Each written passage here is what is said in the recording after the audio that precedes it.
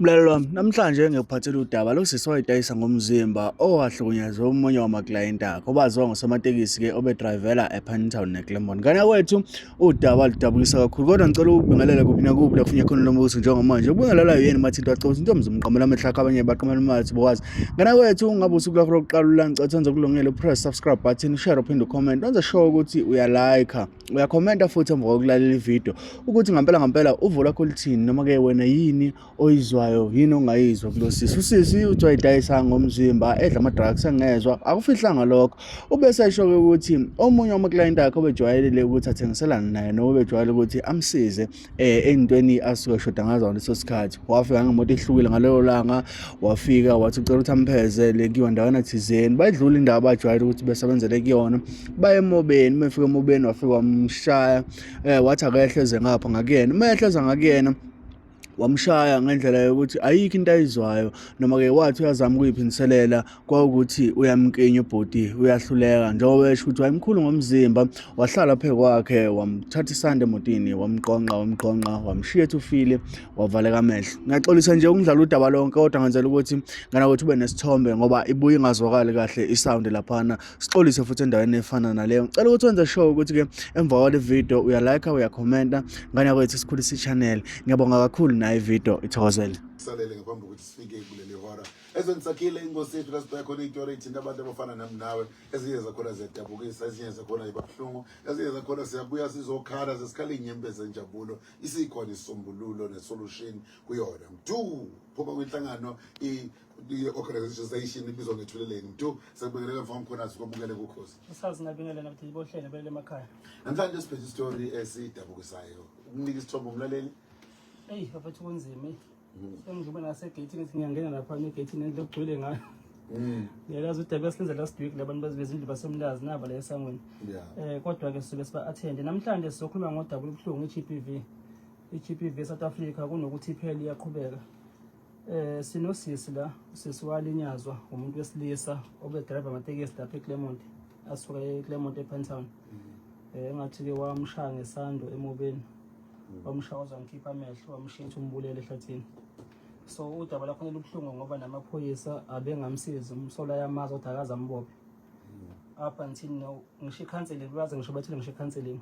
Usisi nje behlelo mama into yenze ngoJanuary le. January this year. What if lo muntu be serial killer? Ngoba phela usisi wamshiya emobeni ejethe umbulele. Amaphoyisa mangabe ekhombisa ubudede ngomnjengalokho. Amehlo awuboni ngoba abahlala nje wawaqhumisa nje bazochaza wawaqhumisa nje ngisho amathambo lawo. So isimo sakhe njengamanje esinzima qhameza esokuthi uzofuneka goqa isigqoko sicele ngisho kudokotela ushabalala eshoti ukuthi asicele ngoba usise funeka ukwenza operation amehlo njengoba nje alimala kwehla lezi nyama ziyavaleka manje zivala lephathe la funeka ukwenza operation. Okay. Look just looking out at the because the family udaba ngathi usokala ngathi uzothi uqina ukushuba umuntu osheshayo ukuthuka nomuntu osheshayo ukuzwela zaze sikwenze usuku lakho lubelubi ukhala usuku lonke ungakwazi ukuthi ukucisha kancane umsakazo wakho kule mzuzwanyana kodwa mawukuthi uzokwazi ukuba nesibindi somlalela ukwazi ukungena kuma details alo ngempela just ukuthi sikwazi ukuthola isisombululo so ungakwazi ke ukuhlala nathi dadewethu asibingelele sikomukele kukhosi ekseni. Yebo sanibona ngiyabingelela nempumaphayi. Okay, bekufanele camera uzamani lapho ngathi ngizwa. Uyaphila kodwa sisi? Yebo Nakho sengiyakuzwa ke manje. Ngithathe ngosuku lesihlakalo kwenzekani into osayikhumbulayo? Ngikhumbula ngangisephinetown emgaqweni. Bengihlala emgaqweni ePinetown, ngingahlali ekhaya. Wenzani emgaqweni? Bengihlala khona nje ngingahlala ekhaya nginginga nehluphayo. Usebenza emgaqweni? Yebo sibhema nama-drugs. So ubhuti lo ngosuku olulodwa waqhamuka ngokuthi ubhuti engimjwayele ubhuti ubejwayele ukungisiza uma ngabe kukhona into engiyifunayo bewumuntu like oyiklayenti lami.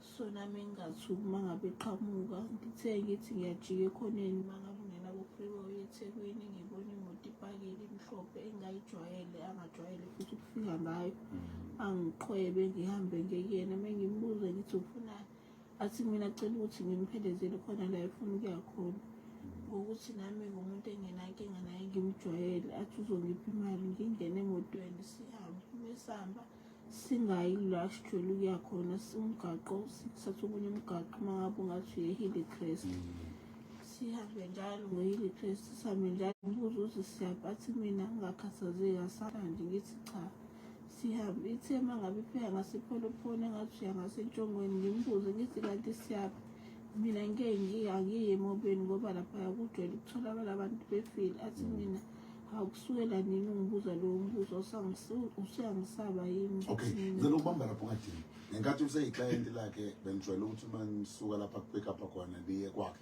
noma niyobhuka indawana thizeni. cha besijwayele ukuba lapha ngasenkantolo khona usipawu lapha eceleni Oh, bese kubaya vele sonke emotweni-ke vele. yebo Okay, kulungile. Ngifuna ukuthi udlule kuloko, yes. Then ngifuna ukubheka ukuthi bese singakanani isikhathi eseyiclient lakho ngoba ngibuka indlela obumthemba ngayo nawe mayeqhweba ukuthi awunakuthuka akho umuntu ocela ukuthi akuphelezele noma akugade makusawenziwa leyo nto. usuphelile u-3 years ngimazi Yo, Jeremy, wabika amaphoyisa. Okay, asiqale ngawe usushiyiwe lapho esekushayile njengoba desha umdu. Uwenza kanjani? Awusaboni ukuthi ukwazi ukuthi uTotobo uzofinyelela uthola khona usizo.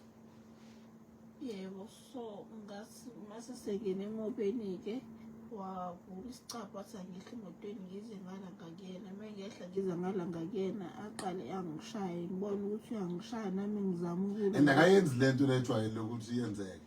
Uyashaya nje. Yebo. Okay. ngibe nami ngithi ngizama ukuyibhilisela shuthi abone ukuthi ngiyamhlula ngamandla bese yangikinya shuthi uthe mengikinya kube yila ngiphelelwa khona amandla bese ngiyawa ngoba mkhulu ngomzimba mase bhedana ahlala phezu kwami ngomzimba wangixamalazela wase yangipressa izandla zombili wadonsa isandla ngaphansi kwamata wemoto la kulento yokupressa iy'nyawo wase yangishaya ngayitshela ukuthi uyadlala uthe mesiphakame isisando ngathi mina bamalume ungangilimazi wangishaya ukuqala ngakhala ngathi uma ngithi ngiyakhala wase yangikinya futhi ngalesi esinye isandla wayeseyaqhubeka yangishaya emva kwalokho angizange ngisazi ukuthi kwenzakalani ngoba ngaquleka ngaphaphama emva kwesikhathi ngithe uma ngiphaphama sengithi ngivula amehlo awasavuleki ney'nyawo ayisahambi ngoba ngishaya zonke amalungu omzimba nasemaqaleni nasemadolweni ayingishayile ngibona ukuthi kodwa ngeke ungisize ukuhlala la phakathi ngoba kufanele ukuthi ngizame indlela yokuphuma ngizame ukugaqa ngamadolo ngibona ukuthi ngiyagaqeka ngilalele iy'moto ukuthi iduma ngakuphi uma ngabe ngizwa imoto iduma ngala ngishone ngakulelo sayidi ngaze ngafika ngaphezulu ngithe ngifika ngaphezulu ngase ngiphelelwa amandla ngiyawa ngathi kodwa uNkulunkulu ngicela ukuthi ungisize noma ngathiwa ngiyafa kodwa ekhaya bawuthola umzimba wami noma ngingasaphelanga la phakathi emobeni bese ngizwa imoto iduma ngimemeze kakhulu ngithi ngicela ningisize ngizwe izwi lomlungu mase ngikhuluma isingisi ngithi help mase umlungu yezwa ukuthi khona umuntu omemezayo basho ukuthi khona umuntu omemezayo mase i-ambulensi yafika yangithatha. Sikhuluma namaphoyisa ase-Hillcrest, asithumela amaphoyisa ase-Pinetown. Nawo agcine ngokuthi azobhekela kithina. Ngokwakho musakhumbula walivula kusiphi i-stage samaphoyisa icala kanti yiphi into oyitholayo njengencazelo okushiwoyo ukuthi lokhu kwenzakalayo kwisizathu ukuthi kudidela ngoba ngizothiwa iy'nsolo zokuthi umsolwa kaboshiwe sibe manje aziwe. Amaphoyisa afika kanye mina wase-Pinetown ngisasesibhedlela kanye waphindanga kwafika iphoyisa mina. So nje awazi yini ongafisa sikusize ngayo njengomphakathi waseNingizimu Afrika njengamanje. Ngiyazi i-counselling ngiyoqala edingakalayo uzokwazi ukumukela iseyintsha lento enzeke ngoJanuwari. Kade ubona unamehlo seshaywe ngesando akuzwakali neze kahle. Yini enye ofisa ukuyibona yenzeka la? Ngifisa ukuthi umphakathi wase-South Africa ungisize ukuthi kutholakale lo muntu owangilimaza. Ukwazi kwakho usahlala lapha ehlala khona? Yebo uhlale 316 eClermont. Okay. Yebo. Oh, uhamba nomama wakho wena Yebo. manje? Okay. Mhlawumbe nomama ngimfakela ma elakho nje nawe ongalifaka ingane esikhulumile yachaza konke lokhu yini umuntu olalelo kozini zikhulu zamaphoyisa ngoba kuyamangaza ukuze ukuthi kuthiwa umuntu akaboshwa kuthini yini ufuna ukuyibhodla enhlizweni yakho nongafisa abantu bekwazi ukuthi benisize ngayo. Sanibonani eNingizimu Afrika. Ngiyabonga ukuthola leli thuba. Ngumabonga Dlamini, uMakajabu. Engingathanda ukusizakala ngakho ukuthi ngicela ukuthi amaphoyisa bandla masifika kona sibeka izikhalo zethu esuke zijule njengalezi basisize udaba bangaliyekeleli kuzothi wena olimalelwe kube wena njalo othatha ufone ukuze kumseshi ukuthi ngisacela ukubuza ukuthi kwenzakalani. Akhulume lokho akushoyo okubonayo ukuthi akusilona iqiniso uthula ulalele kona. Athi ngizokufonela khululeka ngizobuyela kuwena. Kuphela amasonto uzophinde uqale phansi uphinde ufone ukuthi ngisacela ukubuza abantu ukuthi kwenzakalani. Kangangokuba ngagcina sengibonile ukuthi into yamaphoyisa ayikho ngoba leli cala ngilivule ePinetown. Yalithatha ePinetown alesa kaNdengezi. kaNdengezi umseshi wakhona akafikanga ngisho ukufika wahlula ngisho sengimfonela ngisekhaya ngithi mina umseshi uTembe lo cha owakaNdengezi uNcobo engamfonela ukuthi baba ngisacela ukuthi ufike ngoba ingane ikhona pass out. Wathi ngeke ngikwazi ukuza ngoba namhlanje ngiyoholela ubaba impesheni. Ya mam, so ukhala kakhulu ngokusiza amaphoyisa. Mntu asivale mfowethu ngokuthi usuhambe wafika phi nodaba lokuthi sithole amaphoyisa province manje siwayeke lawo eGeshi nanokuthi usesi-engagile u-social development akwazi ukusiza sipha ama-social worker ke-Catherine. Esikwenzile sifike kubona babekhala counseling ngisalekelwa ke uDr Mpanza nomkhumbulo. Okay, yes. Sebemsizile noSesinokwanda laba baba leli bokhosi kakhulu abenza profession yabo sebem-assistile umqala ngokum-assista sahamba so approach 40 UKZN deaf and blind. Yes. Nabo njengamanje badila nayo sesikwem-assist. Okwamaphoyisa ngi-approachile uDr uBrigadier uNgcelosi. Yes wazama uku-activate ubaba Kenneth uSikhakhane. Yeah. But ke besingakazi feedback ukuthi biyiphi up until izolo ngoba sebeza ukuthi nanto ukhoza seliyapusha nethuleleni. Nakho mama ukuthi uthole i-call esivele kumseshi ukuthi ushayiswe imoto umfana usesibhedlela umseshi ade ngakusho sonke lesikhathi eNisikhakhane uCaptain umsolwa lo seshayiswe imoto. Yes. Isheshile.